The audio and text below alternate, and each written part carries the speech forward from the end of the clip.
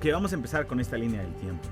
La importancia de tener un contexto histórico y de poder ver todos los elementos que rodean la historia de Zorobabel y de Josué, de estos hijos de aceite, es porque nosotros podemos expandir nuestro corazón y nuestro entendimiento de lo que Dios está dispuesto a hacer por nosotros. Y tú tienes una historia profética con Dios, yo tengo una historia con Dios, y Dios está muy involucrado en sus hijos.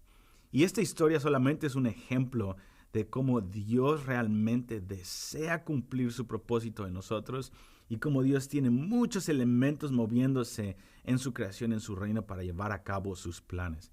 Entonces, esta es la línea del tiempo de Josué y de Zorobabel y lo que estuvo alrededor de estos dos líderes que Dios utilizó en su debilidad para empezar y terminar la casa de oración, que fue crucial para la primera venida de Jesucristo y para detonar todo el Nuevo Testamento.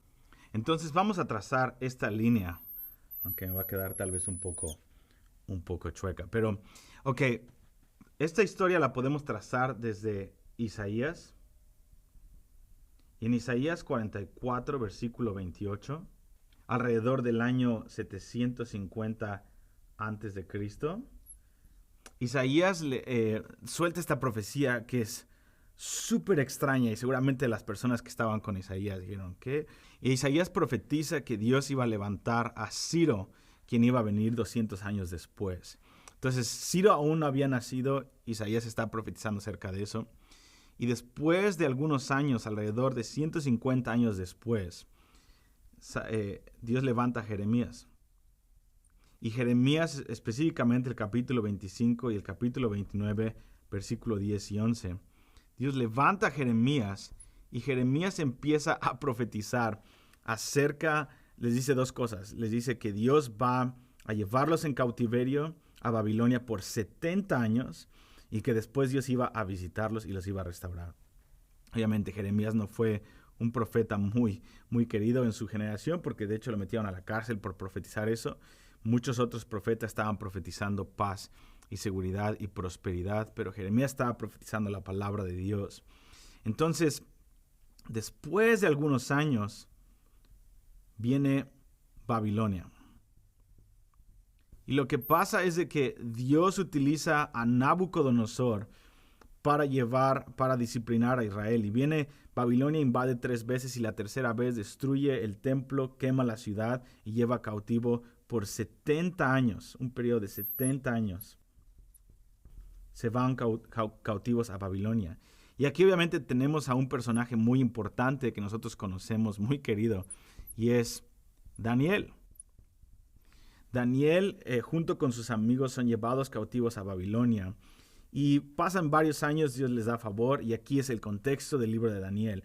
Pero alrededor de 68 años, Dios, antes de que se cumplan los 70 años, Daniel está ayunando y orando en el capítulo 9 de Daniel. Porque fíjense, Daniel está leyendo las palabras de Jeremías y leyendo las profecías de Isaías.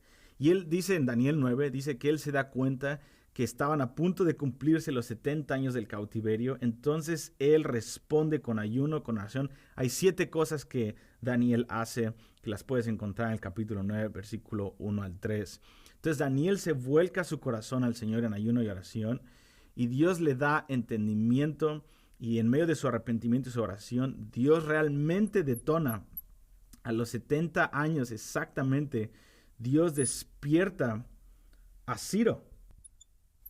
Y esta es una de las cosas más extrañas que vemos en la palabra de Dios, y lo voy a explicar en una de las sesiones quién era Ciro y lo difícil que era que Dios derramara su espíritu sobre Ciro y se levantara para cumplir profecías de Isaías.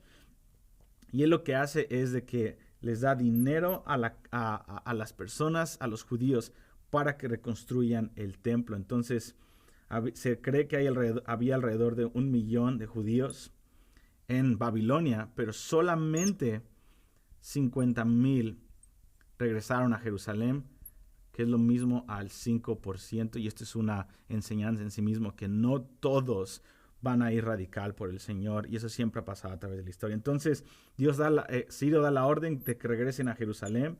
Ellos regresan a Jerusalén, Y cuando llegan ellos empiezan a construir los fundamentos. Y eso lo podemos ver en Esdras capítulo 3, versículo 10 al 14, en donde tú puedes ver que ellos empezaban a poner músicos, cantores, intercesores, los sacerdotes, etcétera, etcétera. Y los que estuvieron liderando este movimiento de reconstruir el templo de Dios, obviamente Zorobabel y Josué. Y estos dos personajes los tenemos ahí. Después de 2 años y medio, ellos se detienen debido a las dificultades. Ellos detienen la construcción del templo y pasan 16 años sin que ellos hagan nada. Ellos utilizan todo el dinero para construir sus casas, todo el dinero para enriquecerse que les había dado Ciro, y ellos se detienen debido a los enemigos y a las dificultades que hay. Y esto llega, después de los 2 años y medio, el hecho de que ellos se detuvieran llega a oídos de, una vez más, de Daniel. Daniel está a punto de morir. Y tenemos Daniel capítulo 10, en donde él escucha las noticias de lo que ha pasado. Y una vez más, él se mete en ayuno y oración. Y la oración contestada de Daniel es esto.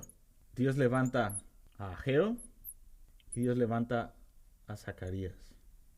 Y estos dos profetas profetizan en un periodo de 5 meses.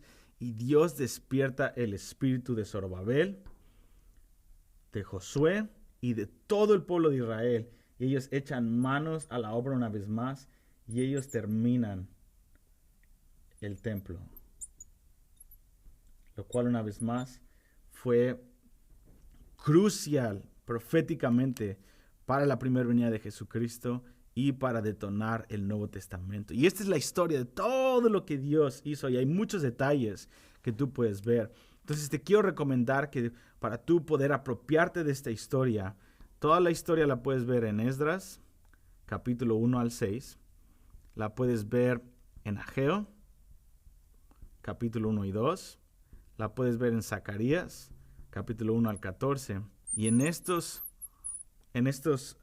3 libros tú y yo podemos ver la historia completa. Y obviamente tienes que agregar el libro de Daniel.